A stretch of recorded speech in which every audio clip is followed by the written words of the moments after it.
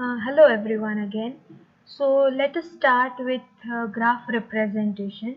So in previous video what we have seen is we have seen what is graph, then we have seen what are the different types of graph, like we have seen directed graph, undirected graph, then weighted graph, complete graph, and then we have seen different terminologies of graph like path, cycle, minimum spanning tree, degree of a vertex in a graph, and so on.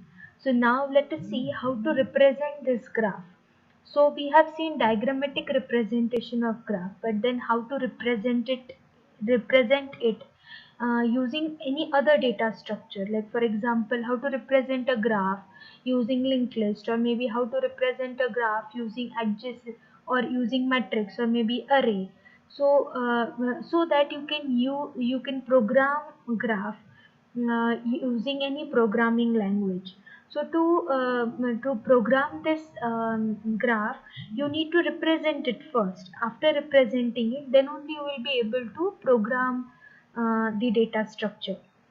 And that is why there are two ways you can represent a graph. One is adjacency matrix and the other is adjacency list. Let us see how to represent a graph using adjacency matrix.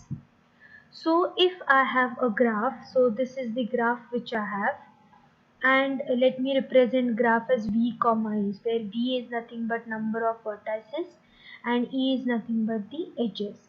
So now to form an adjacency matrix of a particular graph, what I have to do is I have to find the weight which is associated with the between the two vertices. So when I form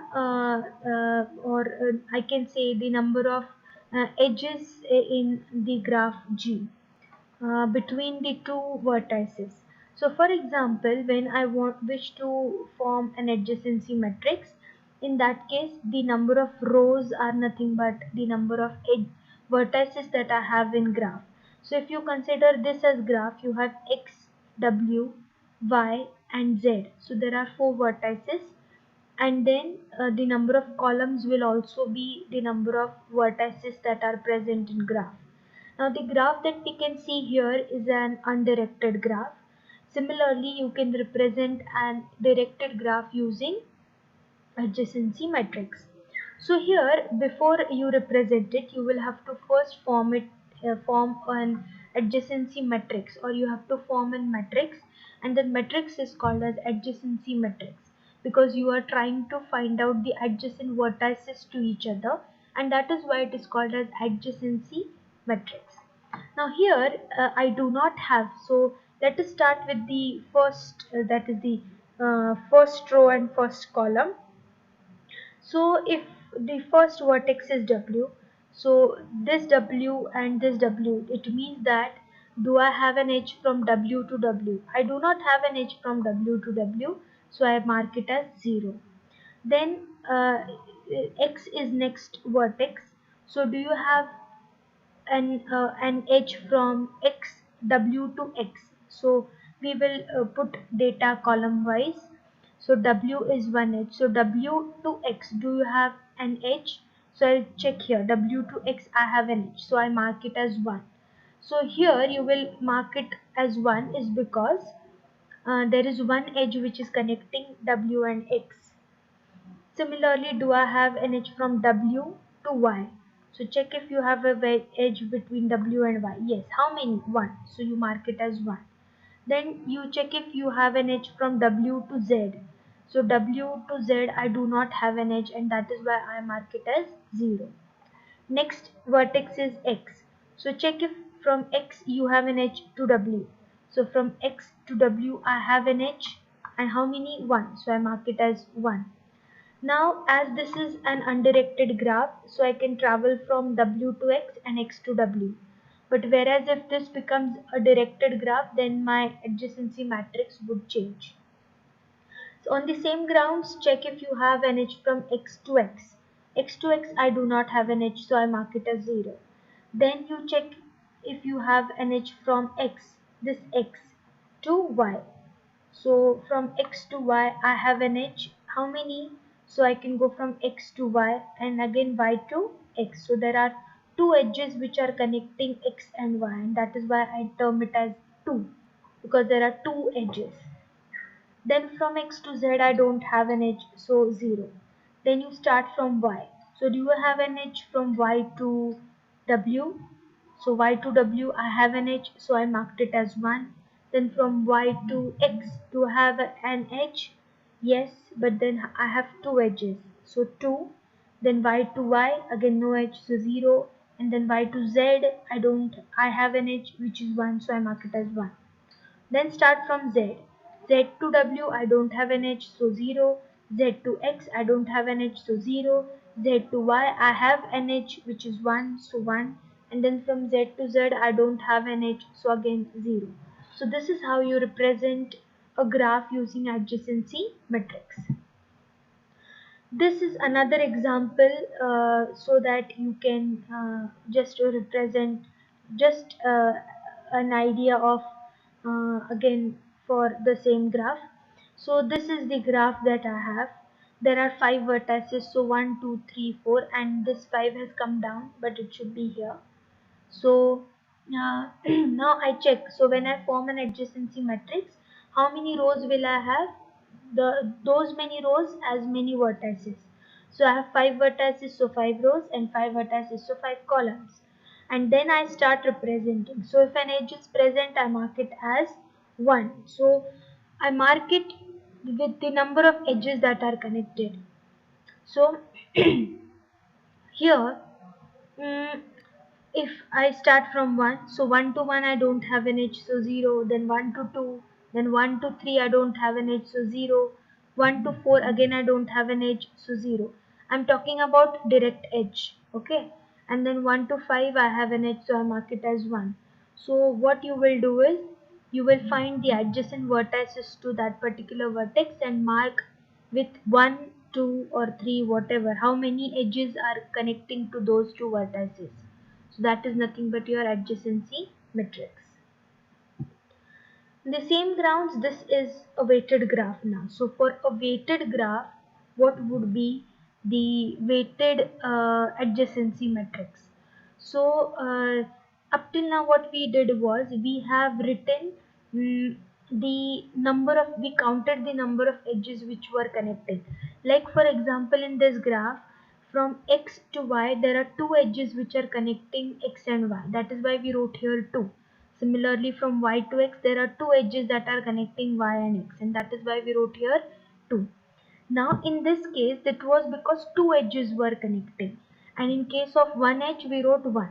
But now here, if one edge is also connecting, then what is the weight associated with that edge? We will write that weight here. So for example, 1 to 1 I don't have an edge, so I just leave it. But then from 1 to 2 I have an edge. Sorry for not drawing it, but then from 1 to 2 you have an edge, and weight of that edge is 5. So instead of writing 1, I wrote here 5. Then from 1 to 3 I again have an edge. So if sorry, 1 to 3 I don't have an edge. Where is 3? 1 to 3 I don't have an edge, so I mark it 0. Then 1 to 4 again I don't have an edge, so I mark it 0. Then 1 to 5 I have an edge and its weight is 1, so I wrote it here as 1.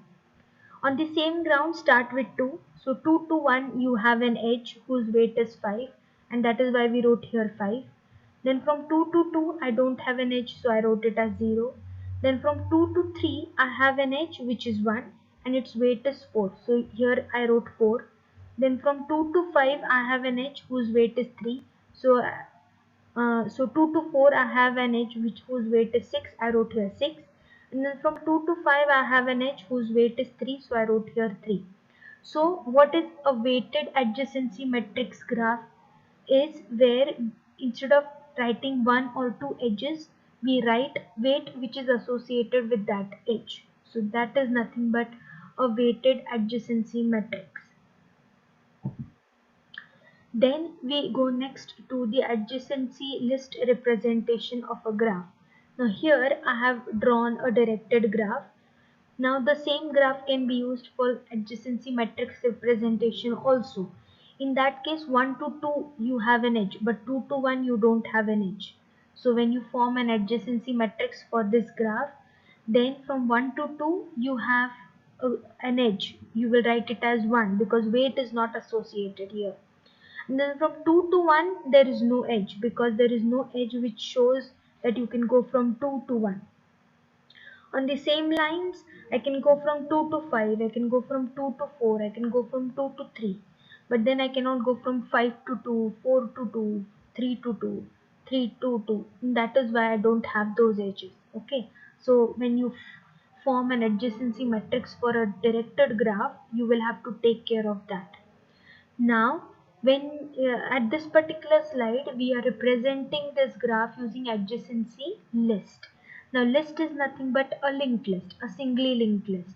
So, we are quite aware of what is a singly linked list. So, in singly linked list, for every element, we have a node type of a structure, and that node is divided into two sections. One is data, the other is address. So here we will have a node which is associated with every vertex. So if I have 5 vertices, I will have 5 nodes which I have created, and then this is the head node. So for every vertex I create a separate list, and that is why I called it as adjacency list. So for every vertex, that is vertex 1, I create my own list. For vertex 2 I create my own list. For vertex 3 I create my own list. And then the list ends with the null pointer at the next field of the last node. So for every vertex that I have in my graph, I have a separate list for every vertex. And then in that list, what will I have? I will have all the adjacent vertices to that vertex. For example, here if I wish to create a list for vertex 1, then what are the different adjacent vertices to 1? So I can go from 1 to 5. So 5 is an adjacent vertex. Then I can go from 1 to 2. So 2 is another adjacent vertex to 1. And that is why in my list of vertex 1, I will have 5 and 2. Now there is no such order that first 5 should be written and then 2. You can do it the other way also, 2 and then 5. But you will have to take care that uh, when you are doing that, you will have to take care that about the directions. So when you are representing it in the form of list, if I write 1 to 5, but I don't have a place to go from 5 to 2 because there is no arrow. So it is always good to represent 1 to 2 and then 2 to 5. So head node will have, first is the head node, that is the vertex 1. And then in that vertex 1's next field, I'll have address of the node which is created for vertex 2. And then in next field of vertex 2, I'll have address of vertex 5. And then in next field of vertex 5, I'll have null, because henceforth there are no adjacent vertices. Now this is easy for an undirected graph. Here sequence of 2 and 5 can be changed if this was an undirected graph. Only because these directions are given, that is why I have to take care about the sequence after 1 who should be there, 2 or 5. So I did 2 first and then 5 because directions are given to me. But if this was an undirected graph, then I could have written 5 and then 2. So that sequence is not of matter when it is an undirected graph. Similarly, I'll have a separate adjacency list for vertex 2. So I have vertex 2, and now from 2 I'll just find out adjacent vertices to 2. So 1 is not an adjacent vertex to 2 because I cannot go from 2 to 1. Who are the adjacent vertices to 2? Only those vertices which are adjacent to 2. That's from 2 I can go to all those vertices which are 5, 4 and 3 here. So from 2 I can go to 5. So 5 is an adjacent vertex. Then from 2 I can go to 4. Then from 2 I can go to 3. But now I need to decide the sequence. From 2 I should go with to 5, then 4 and then 3, or what. So after 2, in next field of 2, if I store address of 5, then from 5 I cannot go to 4 because there is no such path given here. But from 4 I can go to 5. Similarly from 4 I cannot go to 3, but from 3 I can go to 4. So what I'll do is, in next field of 2 I'll have address of 3. In next field of 3 I'll have address of 4. and then next field of 4 I'll have address of 5. So that is how I can do it. Okay, so this is how you will have to represent the mm, graph for 2. Okay, then for vertex 3, again from who are the adjacent vertices to 3, only 4, so only 4 is there. Then adjacent vertex to 4 is 5 only, so only 5. And then for 5 I have only adjacent vertex which is 5, because from 5 I cannot go to any other vertex.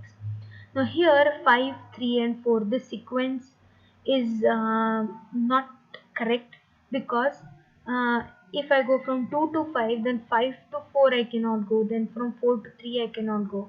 So you will have to take care, but this is okay when it is an undirected graph. So I need to make changes here. I should write 3 first, then 4 and then 5. So that change I have to make in my graph. So friends, that is for now. I hope you have understood adjacency matrix and adjacency list, the two different ways of representing graph.